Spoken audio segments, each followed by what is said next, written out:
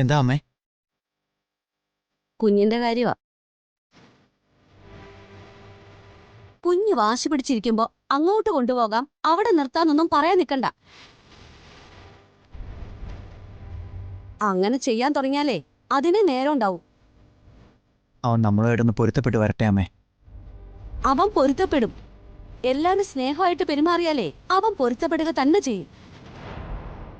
ഇത്രയും കാലം കുഞ്ഞ് ജ്യോതിയുടെ കൂടെ ജീവിച്ചോ നിത്യയുടെ കൂടെ ജീവിച്ചോ എന്നതുള്ളതല്ല പ്രശ്നം. ഇനി ജീവിക്കേണ്ടത് ജ്യോതിയുടെ നിന്റെയും കൂടെയാ. അതിന് ചെയ്യേണ്ടത് നിത്യയിൽ നിന്ന് കുഞ്ഞ് പൂർണ്ണമായിട്ട് അകന്ന് നിൽക്കുക എന്നുള്ളതാ. അല്ല, താനെന്തിനാണോ ഇങ്ങനെ നിർബന്ധം പിടിക്കുന്നേ? എന്ത് കാര്യത്തിനും ഇങ്ങനെ വെട്ടിമുറിച്ചതുപോലെ സംസാരിക്കാൻ പാടുണ്ടോ? വെട്ടേണ്ടത് വെട്ടേണ്ടപ്പ തന്നെ വെട്ടണം, മുറിക്കേണ്ടത് മുറിക്കേണ്ടപ്പ തന്നെ മുറിക്കണം. നിങ്ങൾ നോക്കിക്കോ, ഇത് എത്ര വലിയ അപകടത്തിലേക്കാണ് പോകാൻ പോകുന്നതെന്ന്. ഇപ്പൊ അതിന്റെ കൂടെ. അമ്മേ പ്ലീസ്, ആദ്യയുടെ കാര്യം എനിക്ക് വിട്ടേക്ക്. ആദ്യം ഞാൻ ഓക്കെ ആക്കി കൊണ്ടുവന്നോളാം. അതിനുവേണ്ടി ഞാൻ അവനോട് പറയുന്ന കാര്യങ്ങൾ അമ്മ ഏറ്റുപിടിക്കാൻ നിൽക്കണ്ട പ്ലീസ്. ആയിക്കോട്ടെ, ഞാനുള്ള കാര്യം പറയാലോ. ഈ കല്യാണം നടന്നപ്പോ മുതലുള്ള കാര്യങ്ങള് എനിക്കൊട്ടും തൃപ്തിയായിട്ടില്ല.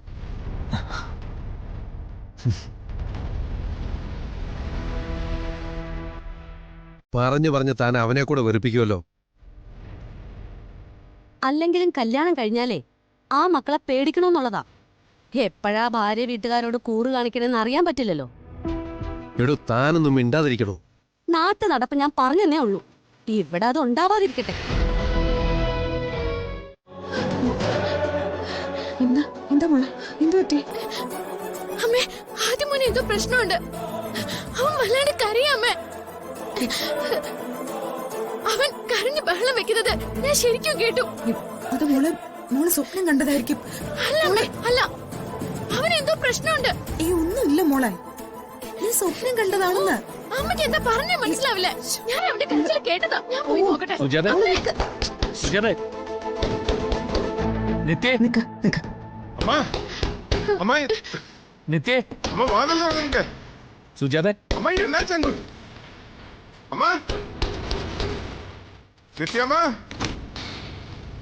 എന്താ സുജാതെ?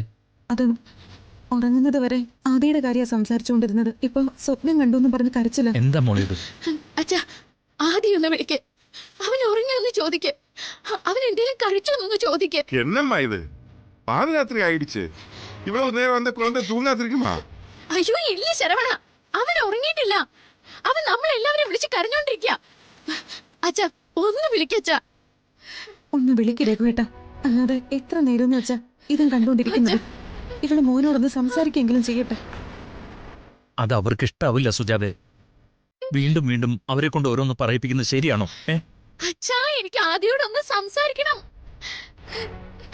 എന്റെ മോൻ എന്നോട് സംസാരിക്കാതെ ഉറങ്ങിയില്ല. അച്ഛാ, അച്ഛാ, എന്റെ കൂടെ ഒന്ന് വരാമോ അച്ഛാ? നമുക്ക് അവിടെ വരെ ഒന്ന് പോയി നോക്കാം. ഞാൻ ഒരു കുഴപ്പമുണ്ടാക്കില്ല. എനിക്ക് അവനെ ഒന്ന് കണ്ടാ മതി അച്ഛാ. അച്ഛാ പ്ലീസ് അച്ഛാ, വാ അച്ഛാ, വാ അച്ഛാ. നീ എന്തൊക്കെയാ കാണിക്കുന്നേ? ഇല്ല അമ്മേ, എനിക്ക് അവനെ കണ്ടേ പറ്റൂ. അച്ഛാ വാ അച്ഛാ, പ്ലീസ് അച്ഛാ, വാ അച്ഛാ. നീ ഒന്ന് നോക്കി. நான் பார்த்துட்டு வரேன். വാ.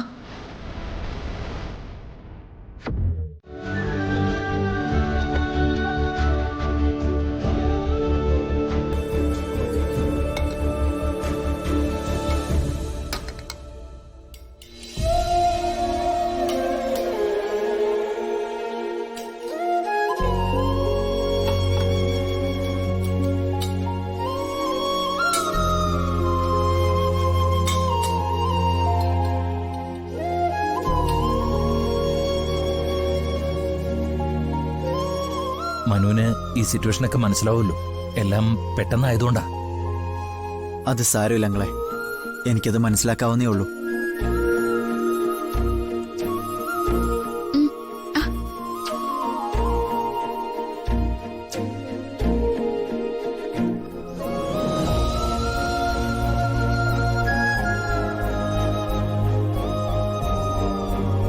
നാളെ മുതല് ജ്യോതി ഭക്ഷണം തരുമ്പോ മോൻ ഇതുപോലെ കഴിക്കണം കേട്ടോ.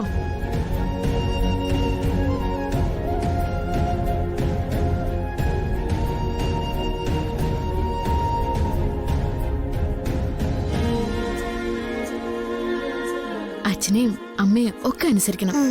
അപ്പൂപ്പനെയും അമ്മൂമ്മയും വിഷമിപ്പിക്കരുത്.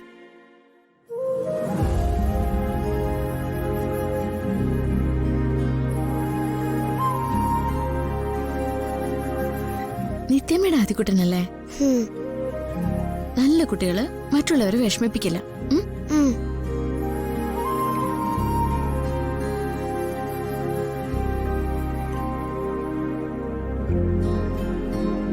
ജ്യോതി,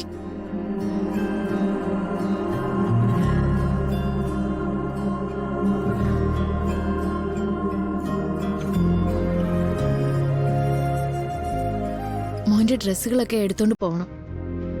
അവിടെ ഒന്നും കാണില്ലല്ലോ അല്ലേ? ഇവന് വേണ്ടതൊക്കെ മനു അവിടെ വാങ്ങി വെച്ചിട്ടുണ്ട്.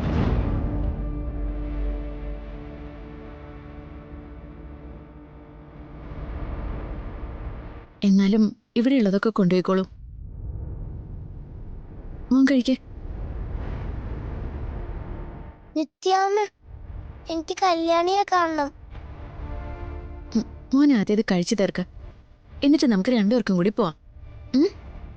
കഴിക്ക. മനു,